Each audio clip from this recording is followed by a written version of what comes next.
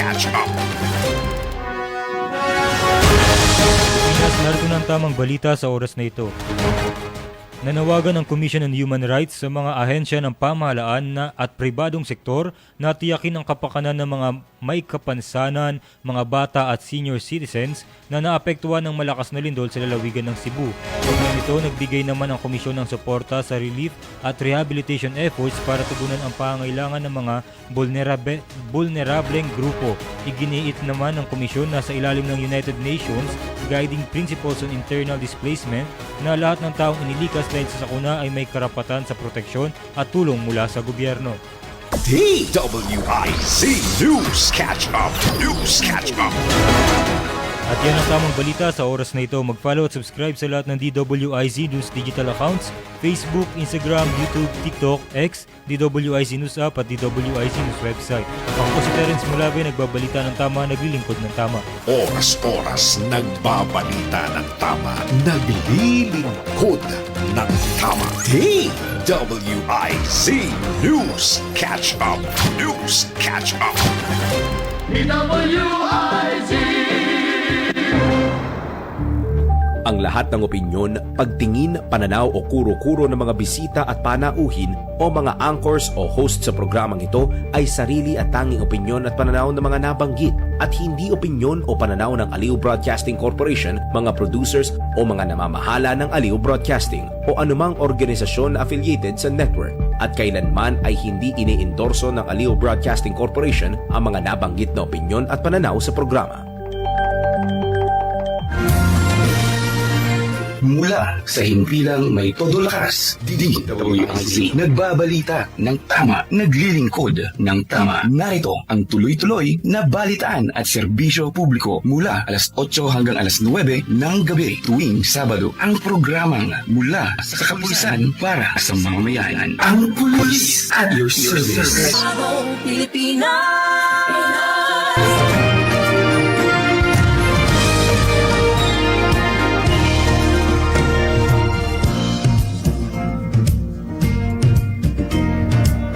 Gabi, Luzon, Visayas at Mindanao. Ngayon ay araw ng Sabado, ika-4 sa buwan ng Oktubre, taong kasalukuyan. Sa ngalan pa rin po ng pamunuan ng Pambansang Pulisya ng Pilipinas, binabati po natin ang Acting Chief PNP Police Lieutenant General Jose Melencio C. Nartates Jr. Nais din po nating batiin ang Direktor ng Directorate for Police Community Relations, Police Major General Roderick Augustus B. Alba at ang aming Direktor ng Police Community Affairs and Development Group, Police Brigadier General Marvin Joe Saro at ang Command Group. Good evening po sa inyo mga sirs. Kami po ang inyong makakasama ngayong gabi. Ako po si Police Lieutenant Colonel Brenda O. Garcia, Officer in Charge ng Information Communication and Development Division ng Police Community Affairs and Development Group. At ako naman po si Police Captain Sherry Vicente at ito po ang bagong edisyon ng programang mula sa kapulisan para sa mamamayan. Ito ang Police at Your Service. Police at your service. Police at your service.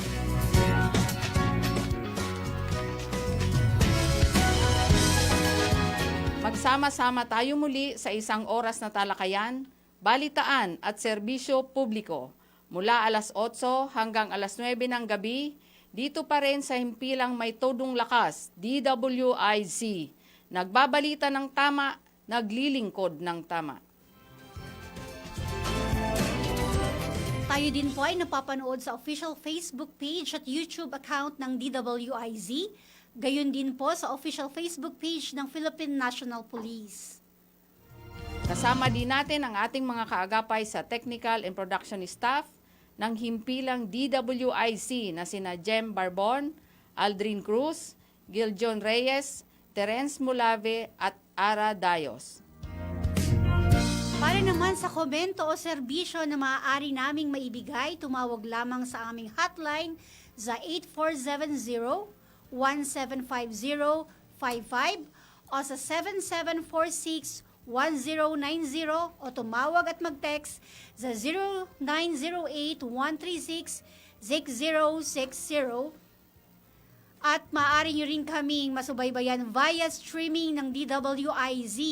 I-type nyo lamang ang www.dwiz882.com.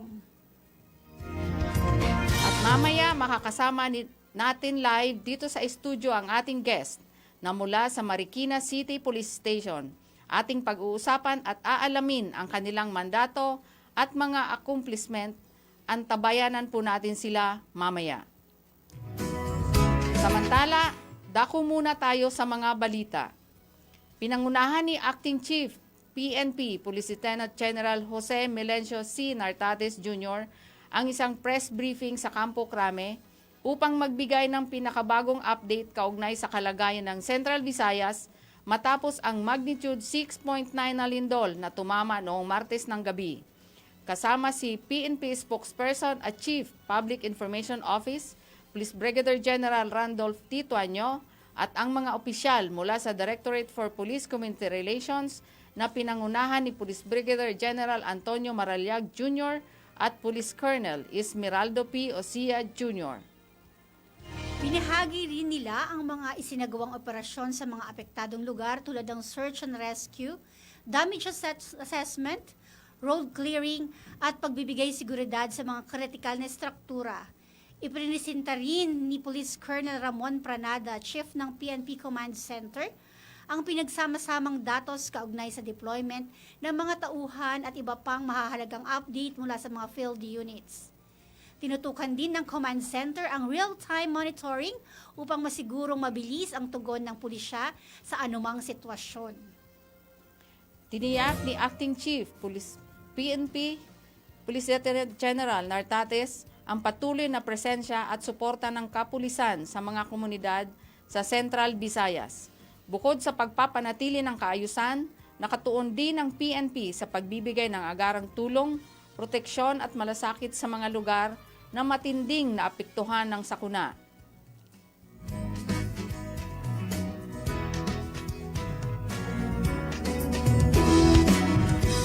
Samantala sa patuloy na pagpapaigting ng kontrakriminalidad ng PNP Bicol, matagumpay na naaresto ang 101 most wanted person sa isinagawang malawakang isang linggong mga kasurog cops. Nakatutok dyan si Police Patrolwoman Vanessa Sol.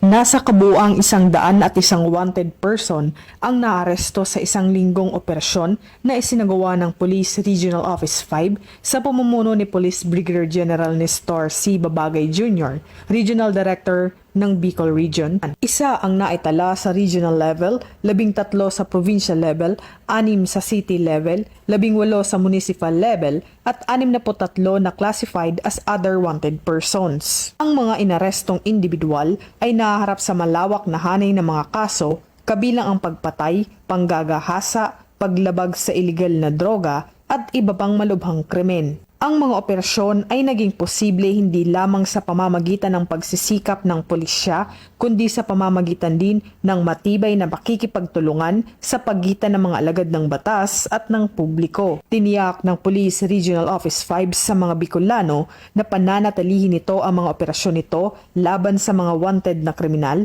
at lalo pang paigtingin ang mga proactive na hakbang upang palakasin ang kaligtasan ng publiko at palakasin ang tiwala sa pagpapatupad ng batas. Ako po si Patrolwoman Vanessa Sol, nagbabalita para sa DWIZ, nagbabalita ng tama, naglilingkod ng tama. Police at your service. Police at your service. Maraming salamat Patrolwoman Vanessa Sol ng RP Kadu 5.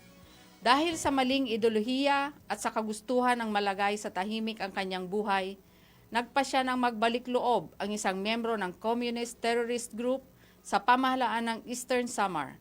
Ang detalye ng balita mula kay Patrolwoman Maria Elena Singian.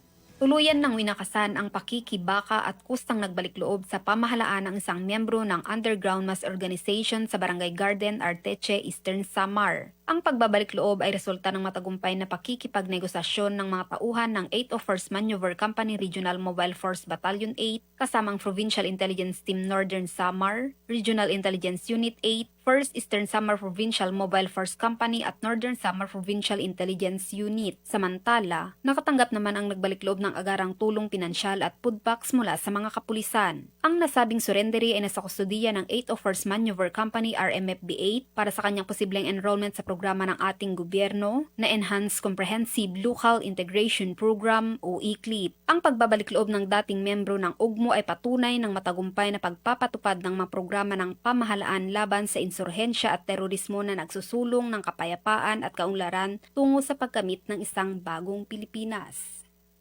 Ako po si Patrolwoman Maria Elena Singian para sa Himpilang May Todong Lakas, DWIZ. Nagbabalita ng tama, naglilingkod ng tama. Police at your service. Police at your service. Maraming salamat, Patrolwoman Singian. Samantala, matagumpay na naaresto ng mga otoridad ang number 1 most wanted person ng Manila Police District sa San Andres, Catanduanes. Police Corporal Angeli Torrecampo sa balita. Matagumpay na naaresto ang number 1 district most wanted person ng Manila Police District ng pinagsanib ng mga operatiba ng Regional Intelligence Unit 5 Albay, katuwang ang San Andres Municipal Police Station at Pandacan Police Station PS10 MPD sa Barangay San Roque, San Andres, Catanduanes. Kinilala ang suspect na isang 69 anyos na lalaki, may asawa, isang truck driver at kasalukuyang nakatira sa Barangay Katagbakan, San Andres, Catanduanes. Naaresto ang suspect bandang alas 12:30 ng tanghali sa bisa ng warrant of arrest na inisyu ng RTC National Capital Judicial Region Branch 124 Caloocan City para sa kasong statutory rape na walang inirekomendang piyansa. Sa kasalukuyan nasa kustudiya ng San Andres MPS ang suspect para sa kakulang dokumentasyon at tamang disposisyon. Ayon sa Catanduanes PNP, ang matagumpay na operasyon ay bahagi ng pinaigting na kampanya laban sa mga taong may pananagutan sa batas upang matiyak na ang hustisya ay may pagkakaloob sa mga biktima nito. Ako po si Police Corporal Angeli Torrecampo para sa Himpilang May Todong Lakas, DWIZ.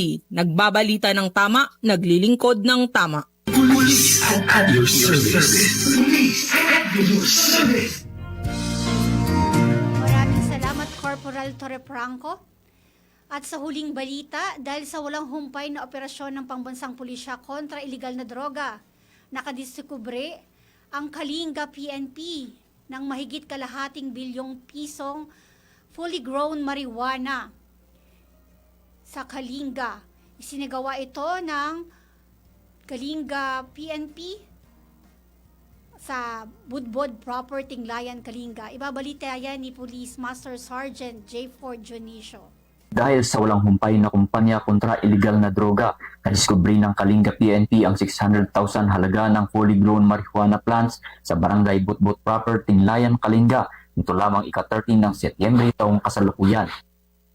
Ang matagumpay na operasyon ay dahil sa pinagsanib na pwersa sa pangunguna ng Tinlayan Municipal Police Station, katuwang ang 1st and 2nd Kalinga Provincial Mobile Force Company, Provincial Drug Enforcement Unit ng Kalinga Police Provincial Office, Regional Mobile Force Battalion 15 at Philippine Drug Enforcement Kalinga Provincial Unit. Nagresulta ang operasyon sa pagkadiskubre ng isang plantasyon ng marijuana plants na may lawak na humigit kumulang 300 square meters at may kabuuang tanim na 3,000 fully grown marijuana plants na nagkakahalaga ng 600,000 pesos. Bagamat walang nahuling cultivator, lahat ng nadiskubring marijuana ay binunot at sinunog sa mismong lugar at ang sapat na sample ay dinala sa Kalinga Regional Forensic Unit para sa qualitative test. Ang matagumpay na operasyon ay bilang pagsuporta sa isinusulong ng Pangulong Ferdinand R. Marcos Jr. na whole of the nation approach para maging illegal drug-free ang ating bansa. Para sa Himpilang May Todong Lakas, DWIZ, ako po si Police Master Sergeant J. Ford Junicio. Nagbabalita ng tama, naglilingkod ng tama. Police at your service. Police at your service. Maraming salamat, Police Corporal Junicio. Maraming salamat sa mga PNP correspondent na mula sa ating mga Regional Police Community Affairs and Development Units. At magbabalik po muna ang ating programa makalaan ang ilang paalaala. Police at your service. Police at your service.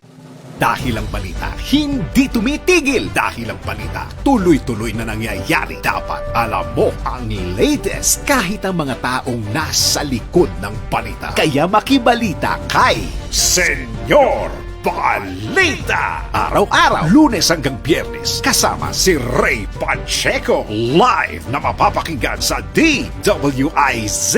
Panoorin ang live sa Aliw 23 at naka-live din sa DWIZ Facebook, YouTube at DWIZ News website. Kaya mga senyorito at mga senyorita, mga senyor, mga senyora, makibalita na kay Senyor Balita. Monday to Friday, alas 3 ng hapon. Bahagi pa rin ng DWIZ News Hapon Highlights. Nagbabalita ng tama, naglilingkod ng tama.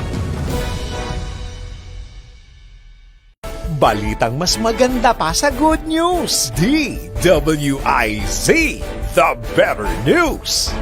Patuloy na binabago ng Pantawid Pamilyang Pilipino Program o 4Ps ang buhay ng milyon-milyong Pilipino. Simula ng ipatupad ito, mahigit 4.4 milyong pamilya na ang natulungan sa edukasyon, kalusugan at pang-araw-araw na pangangailangan. Ayon sa Department of Social Welfare and Development o DSWD, noong 2024 lamang ay mahigit 100 billion pesos ang nailaan sa cash grants para sa mga benepisyaryo. Dahil dito, marami sa mga kabataan sa programang ito ay patuloy na pumapasok sa eskwela at bumaba rin ang malnutrisyon sa mga batang edad 5 pababa. Sa kabila ng hamon ng kahirapan, ang 4Ps ay patuloy na nagbibigay ng oportunidad upang magkaroon ng mas maliwanag na kinabukasan ang bawat pamilyang Pilipino. At yan ang balitang mas maganda pa sa good news, the better news. Pagsapit ng alas 12 bago ka mag-lunch o kaya nagla-lunch ka. Dagdagan pa ang mga alam mo para hindi ka naman huli sa balita. Live sa DWIZ Manila at sa lahat ng DWIZ News FM sa buong Pilipinas, Luzon, Visayas at Mindanao. At mapapanood ng live sa Aliw 23 Free TV at sa lahat ng digital channel ng DWIZ. Ang Balitang Bayan. Mga balitang nangyari lang at kasalukuyang nangyayari. Balitang Bayan. Kasama ang opisyal na tagagising ng bayan, si Drew Nasino. Di ka aantukin kapag nalaman mo na ang latest sa Balitang Bayan. Sa patuloy na pagbabalita ng tama at paglilingkod ng tama. Balitang Bayan. Araw-araw, 12 noon.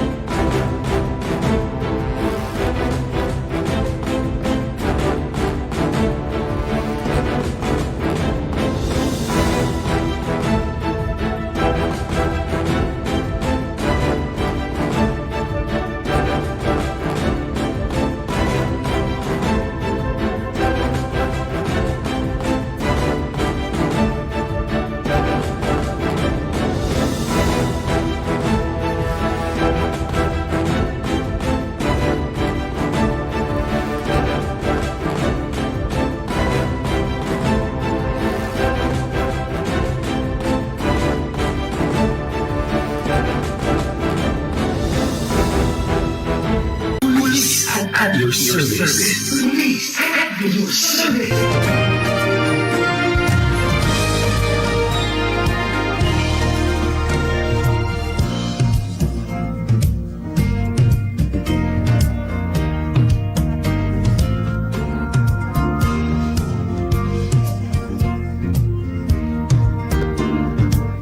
Nagbabalik po ang ating programang Police at Your Service dito sa himpilang ng Todong Lakas, DWIZ. At ang oras po natin sa buong Kapuluan ay ganap ng 8:21 po ng gabi. So, Cherry. So ipakilala mo, Cherry, ang ating yes po. Sa ating pong pagbabalik, kakasama po natin ang ating guest mula po sa Marikina Police Station. Walang iba po kundi si Police Captain Julius Christie. Siya po ang Chief Station Police Community Section po ng Marikina Police Station. Sir, magandang gabi po. Welcome po sa ating programang Police at Your Service. Sir, maaari muna po kayong bumate sa ating mga tagapakinig at tagapanood. Yes po ma'am, magandang gabi po at ay sa mapagpalang gabi po sa inyo ma'am. At gayon din po ma'am sa lahat po ng tagapakinig ng ating programang Police at Your Service ma'am. Yes. So, bago po tayo magsimula, sir, kumusta po ang ating mga kasamahan sa Marikina City Police Station?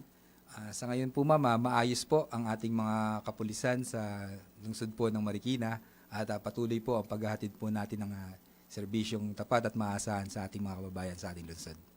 So, okay? Opo, napakaganda po na mataas po ang moral po ng ating mga pulis sa Marikina.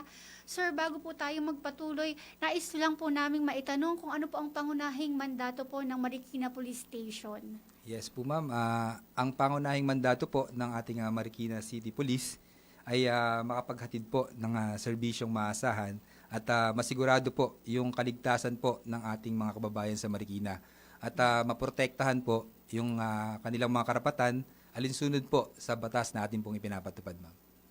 So, okay. Napakaganda naman po ng inyong ng mandato at dahil diyan, ma'am, pwede natin din silang matanong po dahil po maganda po ang ating pagkakalatag sa ating mandato. Ano po yung mga accomplishments po naman po natin sa Marikina nitong mga nakaraang buwan? Ma'am, pagdating po sa aming operational accomplishment, ibibida ko na po yung aming notable at significant accomplishment for the month of September po, ma'am, no? Kasi nasa umpisa pa lang po tayo ngayon, October, no? October. So, pagdating po, ma'am, sa aming top 10 most wanted person for the month of September, ay 7 po dito ay amin pong naaresto, no? Kabilang po, 3 po dito ay kabilang po sa district at regional level po natin, no? So, pinapakita po natin dito na ganun po tayo ka-eager para po mahuli at maaresto po natin yung mga akusado na nagtatago po sa batas. Dahil sabi nga po natin, ito lamang po yung hustisya na may ibibigay natin sa kanilang mga naging biktima, no? Yes, kaya talaga pong tinrabaho po ito ng ating mga kapulisan. And then pagdating naman po, ma'am, sa aming operation accomplishment, pagdating po sa anti-illegal drugs, ay nagsagawa po ang aming kapulisan, ang aming mga operatiba, nakapagsagawa po tayo ng 15 operation nito pong buwan ng Setyembre na nagresulta po sa pagkaka-aresto po natin sa 25 personalidad. Ang dami. At pagkaka-recover po natin ng humigit kumulang na 103.8 grams ng shabu at 27.3 grams po ng marijuana na mayroon pong tinatayang aabot na standard price value na 712,595, no? At iyayabang ko na din po, ma'am, na ang Marikina City Police Station po ay nag-number 5 po sa NCRPO sa third quarter po pagdating po sa anti-illegal drug operation. At nag-number 1 naman po ang Eastern Police District. Oh, napakagandang accomplishment ng Congratulations Marikina City po. Police Station. Congratulations sa Marikina City Police Station. So, ano-ano naman po ang pangunahing programa at inisyatibo ng inyong istasyon upang mapanatili ang kapayapaan at kaayusan sa inyong nasasakupan sa Marikina? Yes po, ma'am. Isa po sa programa na inilunsad po ng aming istasyon ay yung tinatawag po namin ngayon na parang surprise or unnoticed na anti-criminality operation. Ito po ay ginagawa namin sa bawat barangay, no? So meron po kaming 16 na barangay, nag-i-schedule po kami dyan per barangay ng aming anti-criminality operation, na kung saan po malaking puwersa po ng ating kapulisan yung inilalagay po natin doon para magsagawa. Sabay-sabay po natin ginagawa yung ating mga enhanced managing police operation, gaya po halimbawa ng Oplan Sita, Gadugad Bulabog, Oplan Bakal, at yung mahigpit po nating pagpapatupad ng ating lokal na ordinansa, no? Sabay-sabay po natin yung ginagawa. Layon po natin dito na maipakita po natin yung kaseryosohan po ng ating kapulisan para makita nila kung gaano po kahalaga yung pagkakaroon ng disiplinadong komunidad. No? At bukod po dyan, ma'am, bilang pagpapalakas po sa ating police visibility, no?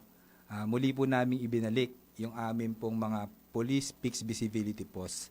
Bali, meron po kaming 17 na fixed visibility posts na nilagay sa aming mga area of convergence.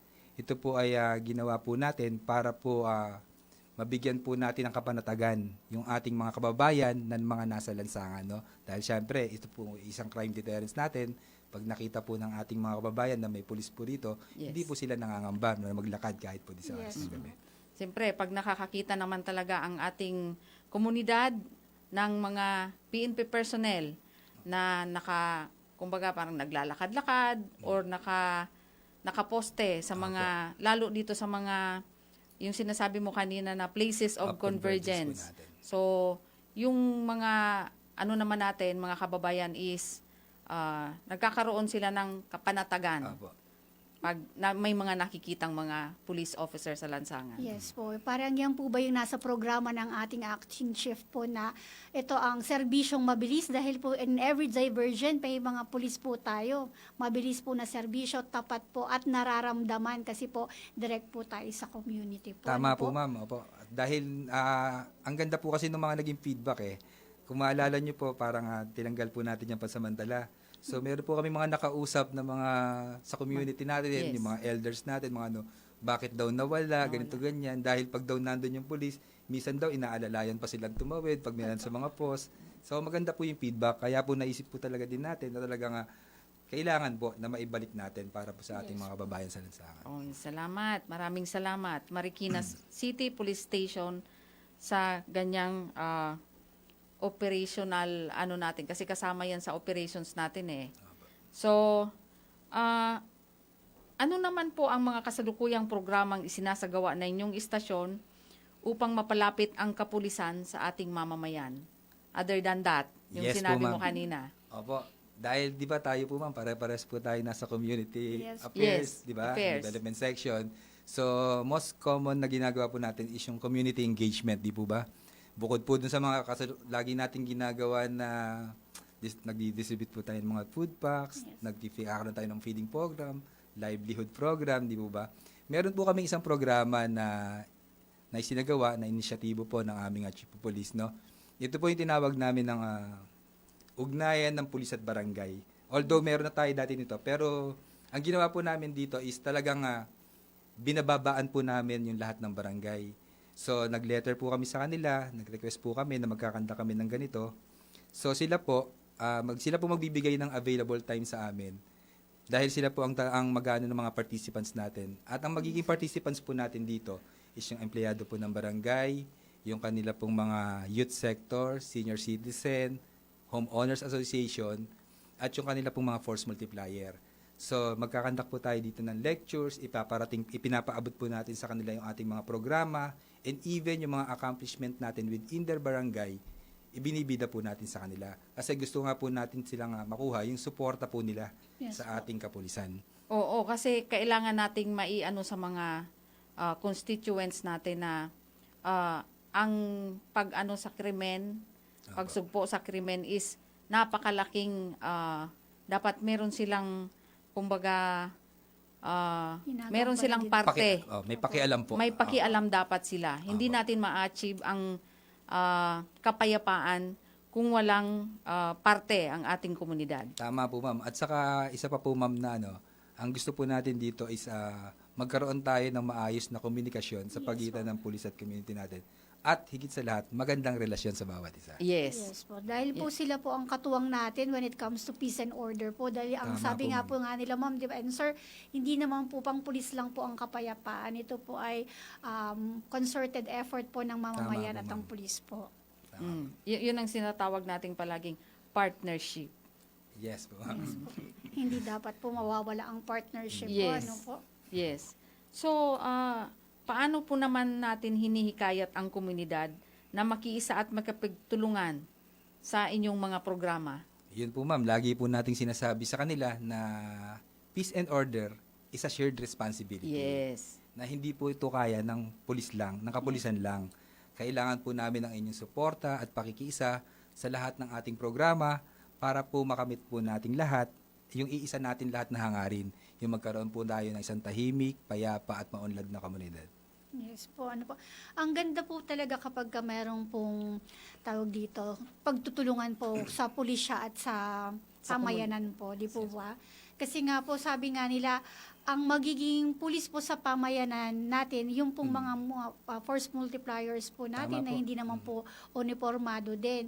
So, sa true grassroots level po, meron pong makikipag-ugnayan sa atin. Kasi tayo nga po, dahil pulis po tayo, hindi naman po, doon lagi tayo may police visibility, di ba, sir? Importante pa rin nandiyan yung mga reports po coming from the barangays po, kung ano po mga nagaganap na krimen at kung ano po yung pwedeng programang maibigay po ng ating PNP sa kanilang lugar. Ano po? Tama po ma'am, dahil sabi nga po natin, hindi natin nababantayan lahat ng sulok.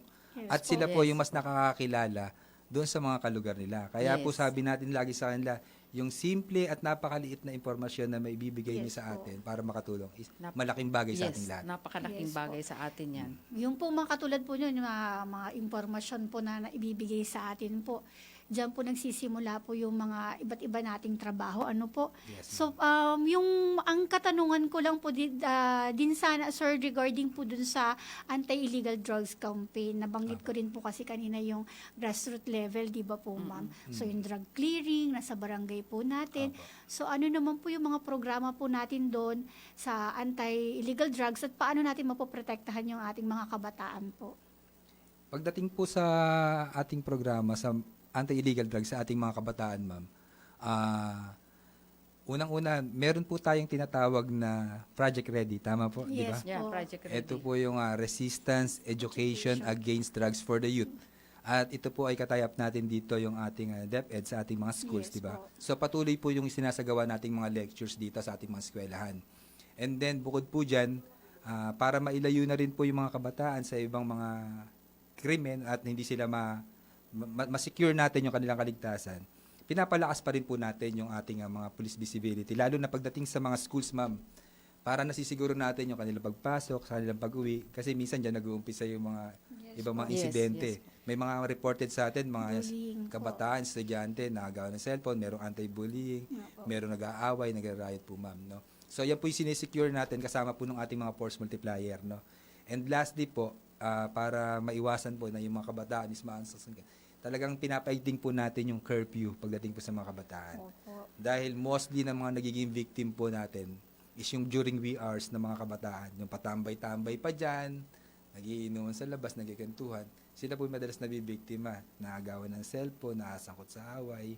At sa kasamaang palad, meron po isang insidente. Minsan, may bata pa na nare-rape. Ay, totoo po Yeah, yun. totoo yan. Yun, kaya maganda po, ma'am, din yung ginagawa nila. Yung police visibility nila hindi lang pang-araw hanggang gabi po. Kasi talagang umiikot po para po makita po natin ang mga kabataan po natin na nasa loob ng kanilang mga tahanan. Kaya Yes po. ma'am, lagi nating pinapaalalahanan yung mga magulang dyan eh. Dahil sabi nga natin, nasa kanila rin minsan yung magulang. Dahil hindi Yes. nila nababantayan. True. At nasabihan Yes po. yung mga Yung guidance din po talaga. Tama po. Guidance ng Hindi naman magulang. lang yan sa eskwelahan, ma'am, talaga. Dapat katulong din talaga dyan ng mga magulang Yes, po. napakalaking ng mga magulang. Kung kasi pag nasa eskwelahan na daw, kumbaga parang yung mga magulang inaano na sa Ipinagkakatiwala na sa mga teachers. Opo. Wherein hindi po ganon. Tulungan din ang teacher at saka ang mga magulang para malayo nga sa masamang bisyo Opo. at sa kapahamakan ang kanilang mga anak. And yung mga ganyan naman kasi 'di ba, yung sa curfew, may ordinansa naman dyan Tama po, ang ma'am. city. Opo. Kaya, kumbaga, yung pagpapatupad niyan is kailangan talagang maipatupad ng tama ng ating mga kapulisan, kasama yung ating mga force multipliers, para, yun nga, maanuhan natin yung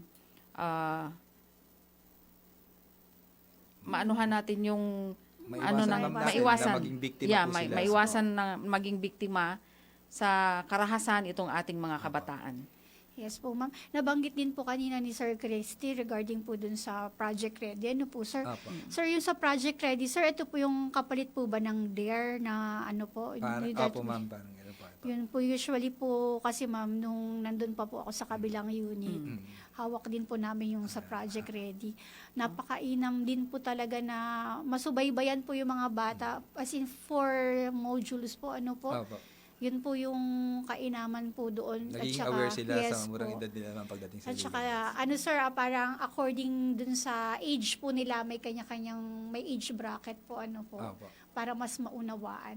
So, napakaganda pong marinig po na sa istasyon na po ay pinai-implement na to, ma'am, kasi dati sa NOSUBU lang po na sila ang nagpapagawa. But this time ang bumababa lang, ma'am, yung may hawak mismo na yes unit po. na. This time po, katulong na po ang ating mga police stations po.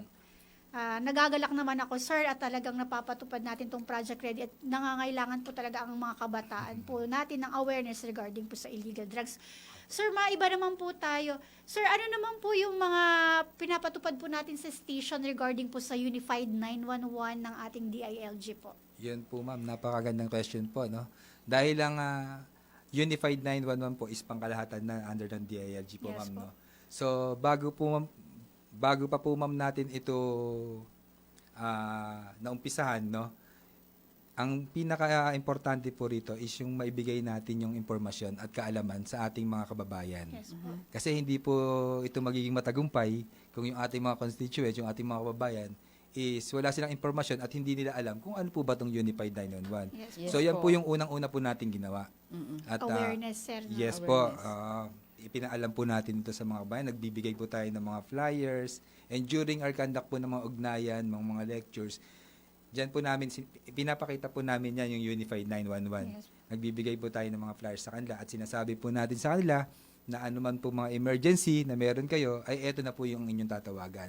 At sinasabi rin po natin sa kanila at kabilin-bilin na natin sa kanila na maging responsable rin po tayo sa paggamit ng numero na ito. Yes. Dahil hindi po lahat itinatawag natin dito. Hindi po kung maingay lang yung kapitbahay mo, i-report mo na I-re-report dito. na agad. Yan. Yun po ang mahalagang maipaalam natin sa kanila patungkol po sa Unified 911. So far po, ito po, masasabi ko naman na halos yung mga constituent namin sa Marikina is aware na po dito sa 911.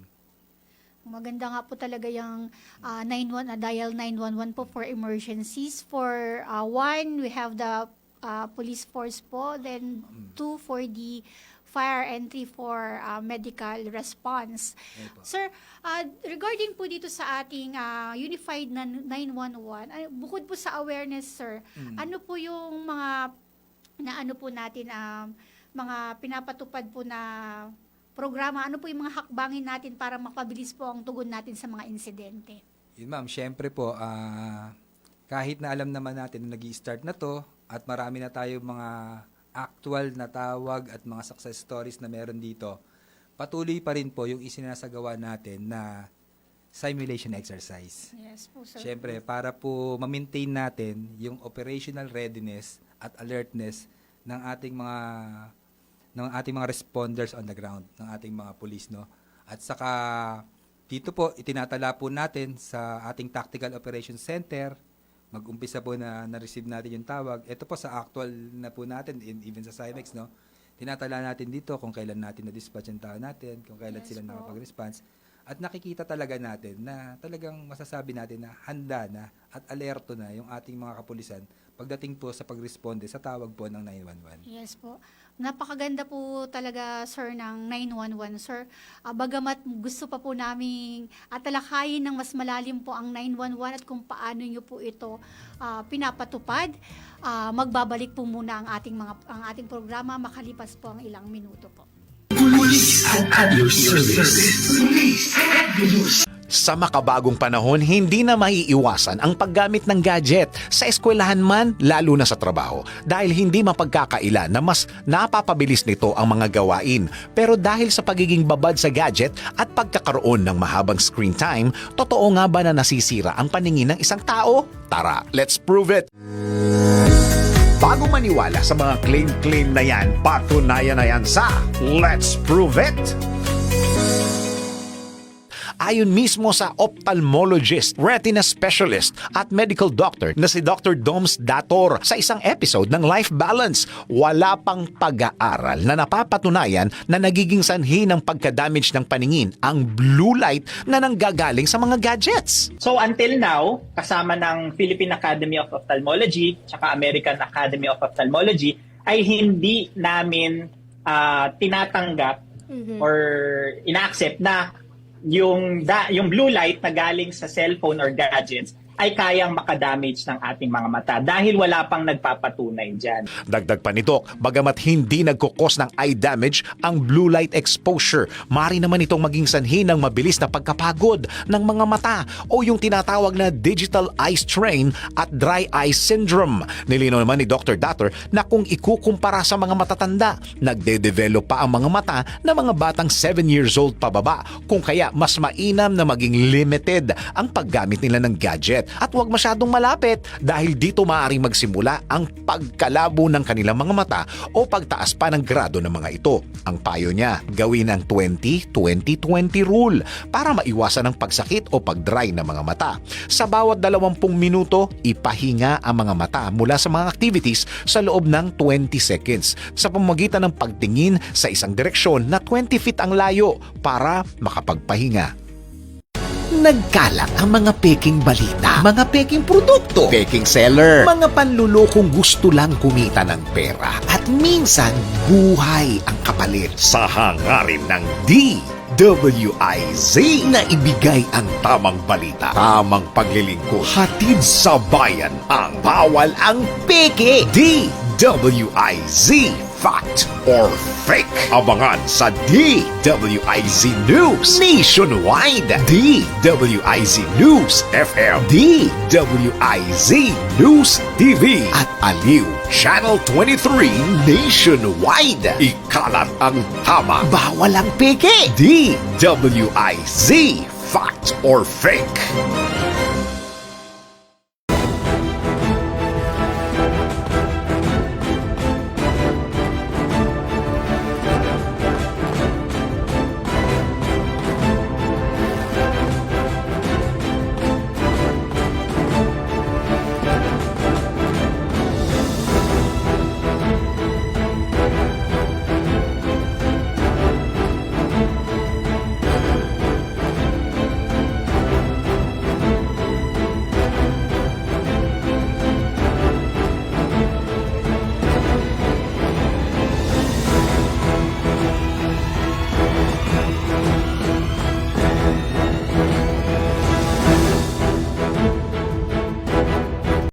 Pinakabago at tama. DWIZ News Catch Up. News Catch Up. Pilipinas, narito ng tamang balita sa oras na ito. Iginit ni Pangulong Ferdinand Marcos Jr. na mahirap na puro dilata ang kinakain ng mga pamilya at mga bata na apektado ng 6.9 magnitude na lindol sa Cebu. Dahil dito, minabuti ng pamahalaan na maglagay ng mobile kitchen upang masiguro ang mas maayos at masustansyang pagkain ng mga biktima habang hindi pa sila nakakabalik sa kani-kanilang mga tahanan. Gayunman, mayroon pa ring mga nakahandang ready-to-eat family food packs at iba pang relief goods upang matiyak na hindi kukulangin ang supply sa pagkain ng bawat pamilyang naapektuhan ng matinding pagyanig. DWIZ News Catch Up. News Catch Up. At yan ang tamang balita sa oras na ito. Mag-follow at subscribe sa lahat ng DWIZ News digital accounts, Facebook, Instagram, YouTube, TikTok, X, DWIZ News app at DWIZ News website. Ako po si Terence Mulave, nagbabalita ng tama, naglilingkod ng tama. Oras-oras nagbabalita ng tama, naglilingkod ng tama. DWIZ News Catch Up. News Catch Up. DWIZ at your service. Police at your service. Magandang araw mga ka-guardians. Narito po muli ang inyong lingkod, Lieutenant Tadim de Guzman Malang, ang Public Information Officer and the spokesperson of PNP HPG. HPG, dapat alam mo. Mga paalala at tips ng inyong PNP HPG para sa inyong kaligtasan at kapayapaan sa kakalsadahan. Ngayong araw, pag-uusapan naman natin kung paano nga ba makakaiwas sa modus na tinatawag na rent-tangay. Ano nga ba ang rent-tangay scheme? Ito ang modus kung saan may mga nagpapanggap na mga kliyente na magrerenta kuno ng inyong mga sasakyan para daw sa personal or business use. Pero sa halip na ito ay balik, ito ay ibinebenta, isinasangla o tinatago. Marami na ang mga nabiktima at nawalan na ng mga sasakyan dahil sila ay lubos na nagtiwala. Kaya narito ang mga kaalaman na dapat alam mo para makaiwas sa rent-tangay scheme. Una, suriing mabuti ang mga kliyente. Huwag basta-bastang magtitiwala sa mga online inquiries. Humingi ng mga valid IDs, proof of billing, at business permit kung isang kumpanya ang magrerenta ng inyong mga sasakyan. Ikalawa, siguraduhin na merong kontrata. Dapat malinaw ang rental agreement at pirmado ng parehong partido. Ikatlo, mag-install ng tracker devices. Kung maaari, maglagay ng tracking devices or GPS sa unit para matuntun agad kung hindi na makontak ang taong nagrenta ng inyong sasakyan. Pang-apat, huwag papayag sa hindi formal na usapan. Kung cash basis at walang formal na kasulatan, baka scam na yan. Ikalima, makipag-ugnayan sa mga otoridad. Kung may mga hinala o hindi na makontak ang mga taong nagrenta ng inyong sasakyan, agad ipagbigay alam sa pinakamalapit na himpilan ng polis o sa PNP Highway Patrol Group. Mga ka-guardians, tayo ay palaging mag-ingat at maging mapanuri. Tandaan, ang inyong mga sasakyan ay mahalaga. Huwag basta-basta magtitiwala at siguraduhin ang inyong kaligtasan mula sa mga rent-tangay scheme. Mula Luzon, Visayas at Mindanao, bukas ang aming tanggapan para sa inyong mga reklamo, impormasyon o kung kayo ay naging biktima ng ganitong modus, tumawag sa PNP HPG sa hotline na 0998-598-8171 o makipag-ugnayan sa pinakamalapit na istasyon ng inyong PNP HPG. Ito ang HPG, dapat alam mo, para sa isang ligtas at maayos na biyahe kasama ng inyong PNP Highway Patrol Group.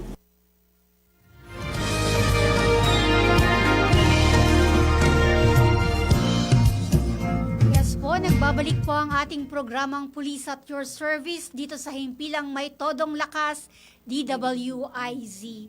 Sir, mabalikan natin po yung ating usapan kanina. Ano po, nabanggit niyo po kanina kung paano natin isinasagawa ang Unified 911. Nandiyan nga po yung simulation exercises. Tinatala po natin po yung mga ginawa po natin simulation at ano po yung mga natagunan nating mga responde. Sir, maari niyo po bang ibahagi sa amin kung ano po yung mga successful stories po ng ating 911 po? Yes po, Mama. Alam niyo po, Mama, marami na rin po kaming naitala na success stories pagdating po dito sa ating 911, no? At isa po dyan sa talagang nagmamarka sa amin is yung isang grade 12 student na biktima po ng isang robbery hold-up. Kung saan siya po ay papauwi na, naglalakad po, papauwi na po sa kanilang tahanan, nang may biglang isang nakabike na huminto sa kanya at tinutukan po siya ng patalim. At sinabihan po siya na ibigay yung kanyang cellphone. So sa madali pong salita, nakuha po nito yung cellphone. At daglian pong lumayo. Nagkataon po na meron pong isang concerned citizen na nakakita sa pangyayari. At ito po yung sinasabi natin kanina kung gaano po kahalaga na alam ng ating mga kababayan yung 911. Yes. Ito po yung tumawag sa 911. At nung matanggap po ng ating kapulisan yung tawag na ito, agad po itong narespondihan. At sabi ko nga po sa inyo, dahil talagang nakahanda na tayo at alerto, in the span of 2 minutes po, nakaresponde po yung ating mga mobile patrollers. Oh, very good. At nahabol po nila kaagad yung ating suspect na nakabike. So, na-recover po natin yung cellphone ng ating victim at na-aresto po natin yung suspect, na ipakulong po natin. At ang isa pa po ma'am, meron po tayo isang road rage sa daan, traffic, mainit po ang ulo ng mga driver. Nakita po nila na talagang naggigirian na, nagumuran na. Hanggang sa huminto sa isang gas station, doon na sila nagpang-abot. At nakita po, concerned citizen na naman po, nakita po niya na parang may bubunutin na baril. Sinuntok na po yung driver po ng four-wheel vehicle kasi nakamotor po yung isang kaan eh. Naitawag din po sa 911 at less than 3 minutes din po, nandun po yung ating kapulisan. Na-aresto po natin yung suspect at talaga po naman na meron po talaga tayong nakuhang firearms dun sa tao. So, malaking bagay na napigilan natin yung pwedeng mangyari na mas malala pa sana ang insidente. Totoo po. At least wala pong iniimbestigahan na may casualty po, di po ba? Tama At least po. yung both buhay po sila at patuloy po, diyan po makikita natin talaga yung kahalagahan ng 911 na ang pag-respondi po ng kapulisan natin dahil po nga katulad ng binanggit nyo kanina, may mga pulis na po tayo sa bawat kanto po ng Marikina Police Station. No po. Sir, ang 911 naman, kailangan pa rin yan talaga ng holistic approach pa rin, di po ba? Sabi nga po kanina, meron pong concerned citizen. Opo. Dahil po sa holistic approach niyan, sir, kumustahin ko lang po kung ano po ang ating relasyon naman po natin sa lokal na pamahalaan po dahil nga po ang 911 natin po, hindi naman po natin yan mabibigay ng 100% kung wala po ang suporta po ng lokal na pamahalaan po. Ang aming pong lokal na pamahalaan at ang aming kapulisan ay may maayos po na relasyon, no? Sila po ay laging nandyan para magbigay po ng tulong sa lahat po ng pangangailangan ng ating kapulisan upang maihatid po natin yung maayos na serbisyo sa ating mga kababayan. So, maganda po yung ating relationship dahil yan naman po ang pinakamahalaga sa lahat yung mayroong maayos na relasyon at ugnayan yung ating kapulisan at lokal na pamahalaan dahil pare-pares naman tayo lahat nangangarin. Yung pagsisilbi natin sa ating mga kababayan and at the same time, maresolba natin kung ano yung mga pangangailangan at problema ng ating mga kababayan. Yes po. Talaga namang ma'am, talaga ang partnership hindi mawawala sa PNP. Tama, ma'am. Sa lokal po, sa lokal na pamahalaan, sa ating community po, dapat po talaga working together po dahil nga po ang trabaho nga po natin mas mapapadali kung meron pong tulong mula po sa ating pamahalaan at sa ating pamayanan. Tama Kaya maganda rin po na ang relasyon po sa ating mga lokal na gobyerno po ay nasabi po natin na maganda po ang samahan dahil nga po nandiyan po yung pagbibigay ng suporta not only dun po sa mga kagamitan but din po yung moral po ng ating mga kapulisan po na tutugunan po ng ating lokal na pamahalaan. The simple po. thing lang po na na-appreciate ng ating LGU, yung ginagawa na ating kapulisan Yes po. para mapanatili yung peace and order. Is malaking bagay na po sa ating kapulisan po yun. Para maboost po yung ating High moral na tayo Tama, doon. ma'am. At para maglingkod palalo at Yes magserbisyo palalo ng Yes. higit pa dun sa ine-expect sa atin ng tao. So, yung a little tap on the shoulder po Tama, na ma'am. parang we are appreciated po at hindi naman po puro na lang negatibo ang nakikita. Kung hindi po yung magagandang trabaho po ng ating kapulisan. Napakagandang pakinggan, sir, na ang ating pamahalaan sa Marikina ay nakasuporta sa ating mga kapulisan. Sir, gusto niyo po bang mag-iwan po ng mensahe sa ating mga kasamahan sa trabaho po bago po tayo magtapos ngayong gabi po? Sa kasamahan po sa trabaho at saka po sa mga kababayan na rin po namin, no? Yes po. Sa mga kasamahan po namin sa trabaho sa ating mga pulis po sa Marikina, wag po tayong mapapagod, no? Lagi po nating ipagpatuloy, ibigay natin lagi yung best natin para makuha po natin yung tiwala at suporta po ng ating mga kababayan. Dahil sa pagsiservisyo po, ang kinukuha po talaga natin dyan yung tiwala. Totoo po. Tiwala Totoo. po ng ating mga Yes. kababayan, no? At manatili lang po tayong magserbisyo ng tapat at laging may malasakit sa ating kapwa. At sa lahat naman po ng aming mga kababayan sa Marikina, umasa po sila na gagawin po lahat ng kapulisan ng Marikina sa pangunguna po ng aming Chief of Police, si Police Colonel Michael Astrera. Gagawin po lahat po namin ang aming mga kaya upang maihatid po sa inyo ang isang serbisyo na maaasahan, no? At sisiguraduhin po namin na pananatilihin po namin ang katahimikan at kaisan alinsunod po sa ating batas. So maraming salamat sa pagpunta po sa amin dito sa aming programa sa DWIC, Police Captain Julius Criste, and sa lahat po ng mga kapulisan ng Marikina Police Station, salamat sa inyong mga serbisyo. Yes po. Sir, maraming salamat po sa inyong pagpapaunlak po. Napakaganda pong marinig na mula sa inyo na ang inyong magandang relasyon sa pamayanan at sa ating pamahalaan, totoong nagbibigay ng serbisyo mabilis, tapat at tunay na nararamdaman ng ating mga kababayan po. Maraming salamat po, ma'am, at sa amin po ang arangalan. Salamat. Maraming salamat pong muli.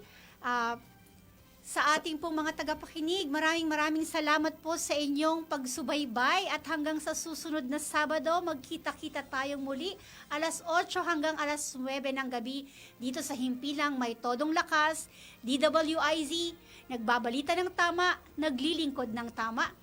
Kami po ang inyong makakasama, Police Captain Cher Vicente at ang aming pong Division Chief na nag-iiwan sa inyong lahat ng isang magandang gabi. At ito po ang programang mula sa kapulisan para sa mamamayan. Ito ang Police at Your Service. Mula sa Himpilang May